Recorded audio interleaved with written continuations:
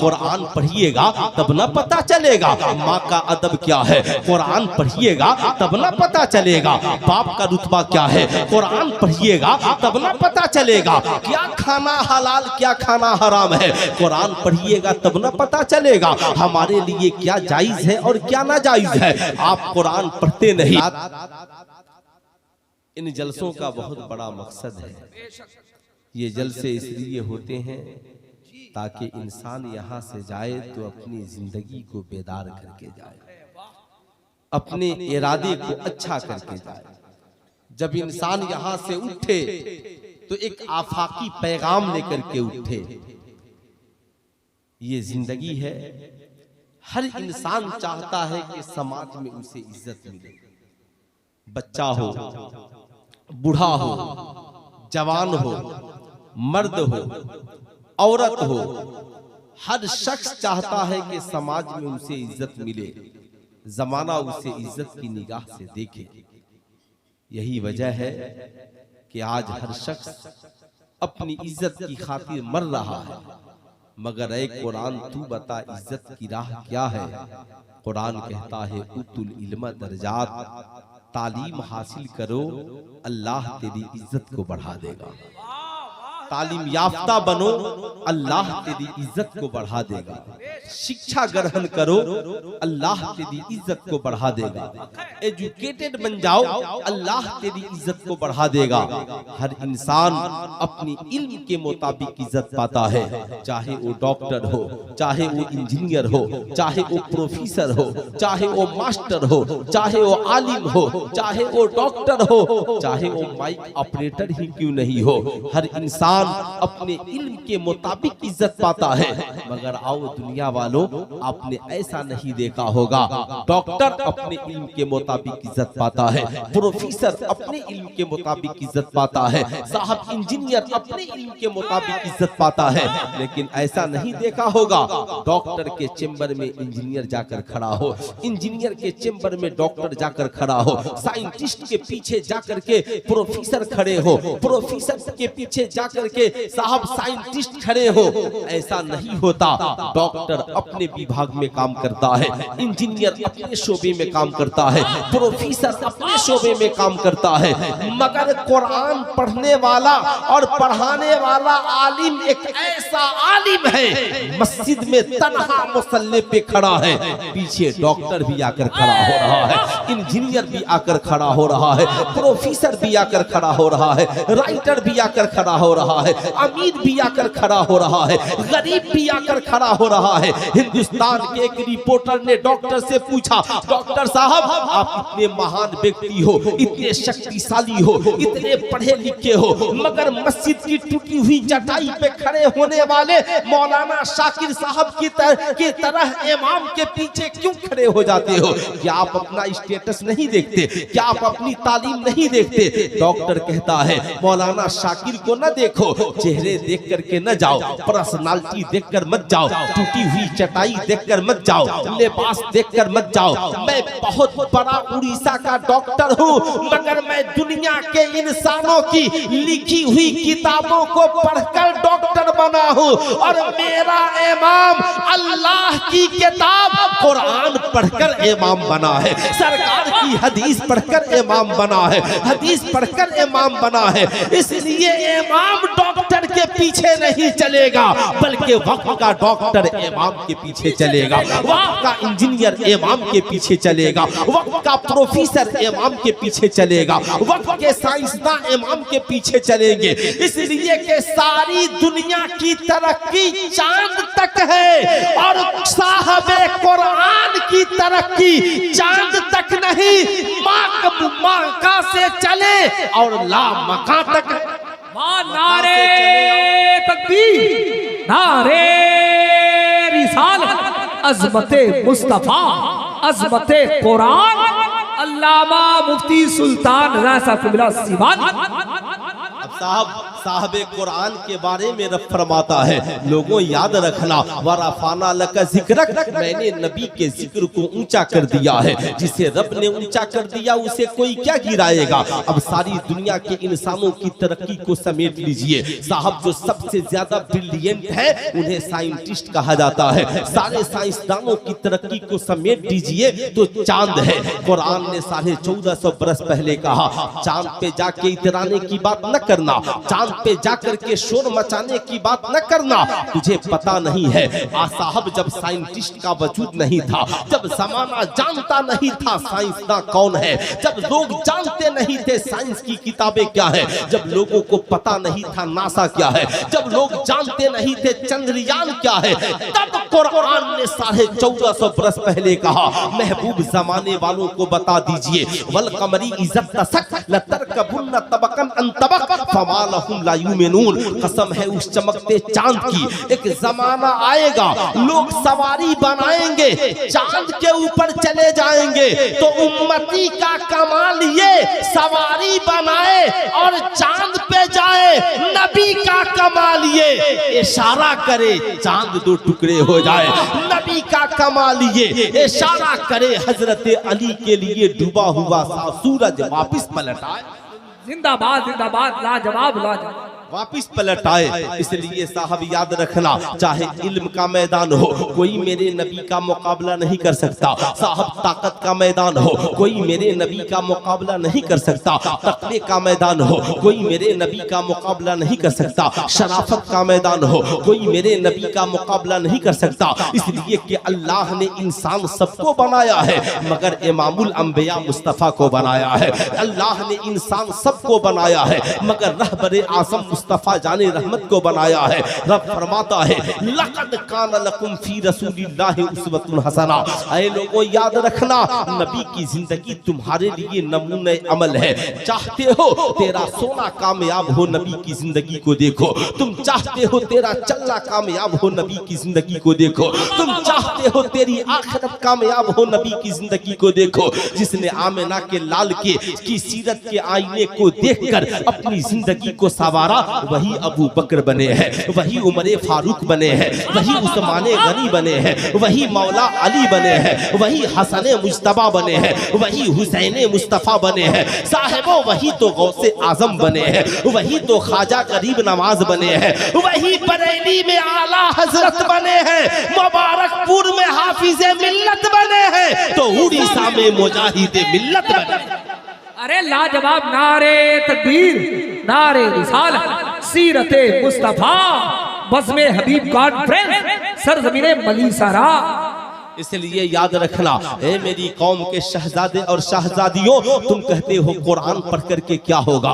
क्या कोई कुरान पढ़कर साइंटिस्ट बना है? क्या कोई कुरान पढ़कर डॉक्टर बना है? क्या कोई कुरान पढ़कर इंजीनियर बना है? मैं तुझसे कहूंगा, इस्लाम की शहजादियों, दुनिया का कोई साइंसदान कुरान का मुकाबला नहीं कर सकता। दुनिया का कोई डॉक्टर कुरान का मुकाबला नहीं कर सकता। डॉक्टर दवाइयां लिखता है, फिर खाने के बाद शिफा मिलती है, मगर कुरान ऐसी किताब है, हमारा इमाम सिर्फ जबान से पढ़कर दम कर देता है, बीमार शिफा पा जाता है, बीमार शिफा पा जाता है। मैं आपसे कहना चाहूंगा, आओ मेरी कौम के शहजादों, कुरान क्या पैगाम दे रहा है? वक्त का बहुत बड़ा साइंटिस्ट है, पानी पे रिसर्च कर रहा है, पानी पे तहकीक कर रहा है। तहकीक करते करते बहरे उकियानूस और बहरुल काहिल के करीब पहुंच गया। देखा दो समंदर आपस में मिलता है, पानी तो मिलते हैं मगर दोनों का टेस्ट और जायका नहीं मिलता। अमेरिका की लाइब्रेरी में पहुंचता है, पहुंचने के बाद जाकर अपने उस्ताद से कहता है, मेरे उस्ताद जरा इतना तो बता दो, जरा इतना तो बता दो कि साहब ये पानी मिलता मगर टेस्ट और जायका क्यों नहीं मिलता?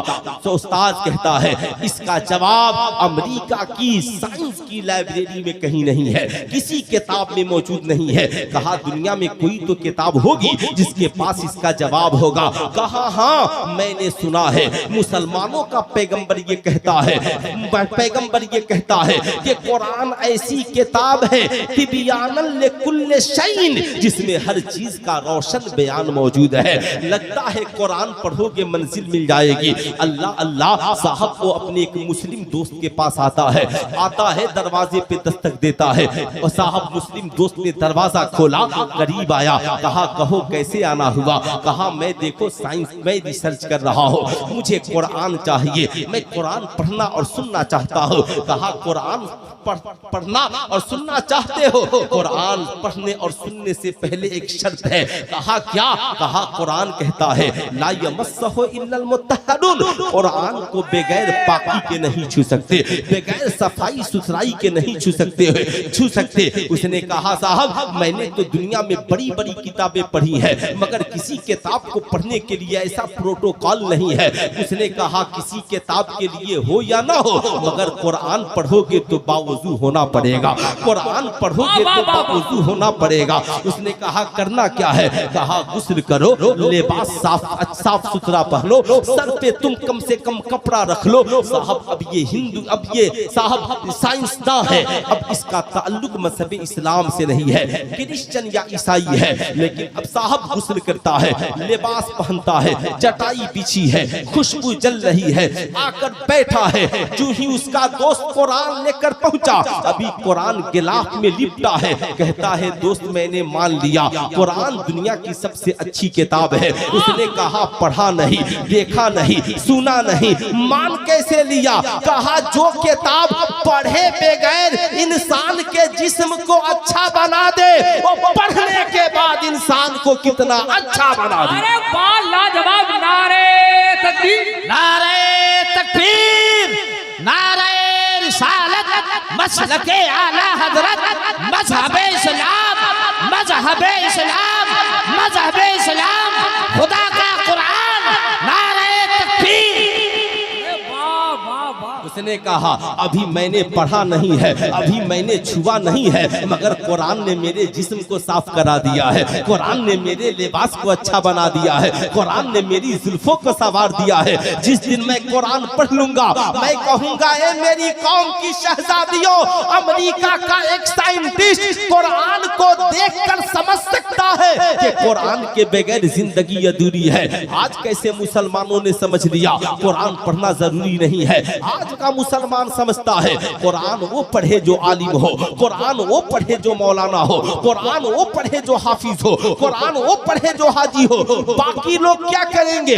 बाकी लोग आजाद है। हमारी कौम की बेटियां समझती है बाप ने कुरान दिया है, अलमीरे में सजा के रख दो, महीने में कभी अगरबत्ती जला करके दिखा देना, शबे बरअत आए तो कुरान उतार करके पढ़ लेना। सुल्तान रजा पूछना चाहता है ऐ मेरी कौम की बेटियों बुरा न मानना, तू जब घर से रुखसत होकर चली थी, दुल्हन बनके निकली थी, तेरे बाप ने कान की बाली भी दिए थे, गले में लॉकेट भी दिया था, मांग में मंगटिका भी दिया था, पाँव में पायल भी दिया था, तुझे बेहतरीन लिबास भी दिया था। बता तूने पाँव की पायल को पहनना बंद किया क्या? तुमने गले की लॉकेट को बॉक्स में रखा क्या? तुमने कान की बाली को कभी बक्से में बंद किया क्या? आप कहोगी नहीं सुल्तान रजा, कान की बाली तू पहन रही है, बाप के दिए हुए पायल को तू पहन रही है, बाप के दिए हुए मांगटिके को तू पहन रही है, बाप के दिए हुए लिबास को तू पहन रही है। जिस तरह तू बाप का दिया हुआ लिबास पहन रही है, ऐसे ही बाप का दिया हुआ कुरान तू घर में पढ़ने लगती तो तेरे घर में गौस नहीं, गुलामे गौस तो जरूर जन्म लेते, जरूर जन्म लेते। मगर ये मेरी माँ, तूने मुसल्ले को रख दिया, तूने कुरान को घरों में रख दिया। कुरान लाने वाला ही मत बनो, बल्कि कुरान पढ़ने वाला बनो। लाजवाब अच्छा पैगाम! नारे तकबीर, नारे रिसालत, पैगामे हक। कुरान पढ़ने वाला बनो। अब जरा गौर से सुनिएगा, तब ना पता चलेगा माँ का अदब क्या है। कुरान पढ़िएगा तब ना पता चलेगा बाप का रुतबा क्या है। कुरान पढ़िएगा तब ना पता चलेगा क्या खाना हलाल क्या खाना हराम है। कुरान पढ़िएगा तब ना पता चलेगा हमारे लिए क्या जायज है और क्या ना जायज है। आप कुरान पढ़ते नहीं, आपने सिर्फ कुरान को सजा करके रखा है। सुल्तान रजा आपसे कहना चाहेगा, ऐ मेरी कौम के शहजादो, कुरान के करीब चलो। ऐ कुरान तू बता शराब के बारे में तेरा क्या ख्याल है। कुरान कहता है इस्लाम में शराब पीना हराम है। मैंने कहा एक कुरान क्यों हराम है। कुरान कहता है ये नबी से पूछ ले, इसलिए कि मैं नबी पे नाजिल हुआ हूँ। अल्लाह के नबी फरमाते हैं जब कोई इंसान शराब पीता है तो उसकी अक्ल खत्म हो जाती है। मेराज की शब है, आमिना के लाल मेराज में तशरीफ ले गए। सिदरा के मकी ने 2 प्याला पेश किया, एक दूध का और एक शराब का। खूब याद रखेंगे अल्लाह के नबी से हजरत जिब्रील अमी अर्जगुजार हुए, या रसूल अल्लाह आपकी मर्जी, आप चाहे दूध पिए आप चाहे शराब पिए, कोई पाबंदी नहीं है। अल्लाह के नबी खुदा के मेहमान है, अल्लाह के मुकद्दस नबी है। अल्लाह के नबी ने दूध वाले प्याले को उठाया, पी लिया। जिब्रील अमी मुस्कुरा पड़े, अर्जगुजार हुए, या रसूल अल्लाह आपने फितरत को अख्तियार किया है, अगर आप शराब पी लेते आपकी कौम गुमराह हो जाती। ऐ मेरी कौम के शहजादों सुनो, मैं इस बहस में नहीं पढ़ना चाहता वो शराबी तो हुआ था या क्या था, मगर याद रखना यहाँ पे जो हुक्म है कि दूध फितरत है, शराब फितरत के खिलाफ है। ऐ मेरी कौम के शहजादों, आज के बाद तुम भी बर्थडे पार्टियों में जाते हो, कॉलेज की पार्टियों में जाते हो, एनुअल फंक्शन में जाते हो, शादी की पार्टियों में जाते हो, सालगिरह में जाते हो। तेरा आवारा दोस्त तुझे शराब की पार्टी देता है, माशअल्लाह कहता है आ 1 जनवरी है शराब पी लेते हैं, चल आ 31 दिसंबर की रात है शराब पी लेते हैं। बीवियों से कहता है चल आज दरिया किनारे चलते हैं, आज की रात माशअल्लाह शराब और गुनाह में गुजारेंगे। सुल्तान रजा कहना चाहेगा ना ना ना, याद रखना हम मुस्तफा जाने रहमत के गुलाम पहले हैं, हम आमिना के लाल के मानने वाले पहले हैं। ऐ मेरी कौम के शहजादों, आज के बाद किसी मजलिस में जाना, किसी दोस्त की पार्टी में जाना, तेरा दोस्त कहे चल शराब पीते हैं, कहना ना, दूध पिलाओगे पी लूंगा, शरबत पिलाओगे पी लूंगा, पानी पिलाओगे पी लूंगा, सुनो सुनो तुम मुझे शहद पिलाओगे पी लूंगा, लेकिन शराब नहीं पी सकता। कहेगा क्यों? कहा इसलिए कि मेरे मुस्तफा ने मना किया है, मेरे आका ने मना किया है। इस्लाम में शराब पीना भी हराम है, शराब पिलाना भी हराम है। क्यों पूछेगा क्यों? कह देना शराब पीने के बाद अक्ल खत्म हो जाती है, इंसान भूल जाता